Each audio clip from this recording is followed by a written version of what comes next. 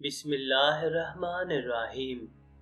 شروع اللہ کے پاک نام سے جو بڑا مہربان اور نہایت رحم کرنے والا ہے۔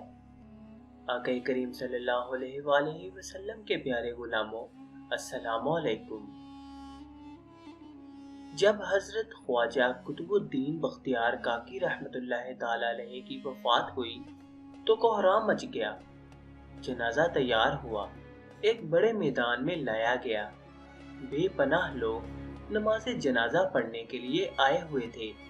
انسانوں کا ایک سمندر تھا جو حد نگاہ تک نظر آتا تھا۔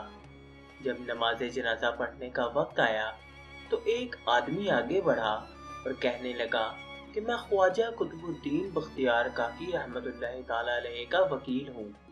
حضرت نے ایک وصیت کی تھی، میں اس مجمع تک وہ وصیت پہنچانا چاہتا ہوں۔ مجمع پر سناٹا چھا گیا۔ وکیل نے پکار کر کہا، حضرت خواجہ قطب الدین بختیار کاکی رحمت اللہ تعالی علیہ نے یہ وصیت کی کہ میرا جنازہ وہ شخص پڑھائے جس کے اندر 4 خوبیاں ہوں۔ زندگی میں اس کی تکبیر اولا کبھی قضا نہ ہوئی ہو، اس کی تہجد کی نماز کبھی قضا نہ ہوئی ہو، اس نے غیر محرم پر کبھی بھی بری نظر نہ ڈالی ہو، اتنا عبادت گزار ہو کہ اس نے عصر کی سنتیں بھی کبھی نہ چھوڑی ہو۔ جس شخص میں یہ 4 خوبیاں ہوں وہ میرا جنازہ پڑھائے۔ جب یہ بات سنائی گئی تو مجمع پر ایسا سناٹا چھایا کہ جیسے مجمع کو سانپ سونگھ گیا ہو۔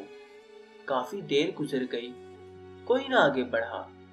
آخرکار ایک شخص روتے ہوئے حضرت قطب الدین بختیار کاکی رحمت اللہ تعالی علیہ کے جنازے کے قریب آئے، جنازے سے چادر اٹھائی اور کہا، حضرت آپ خود تو فوت ہو گئے مگر میرا راز فاش کر دیا۔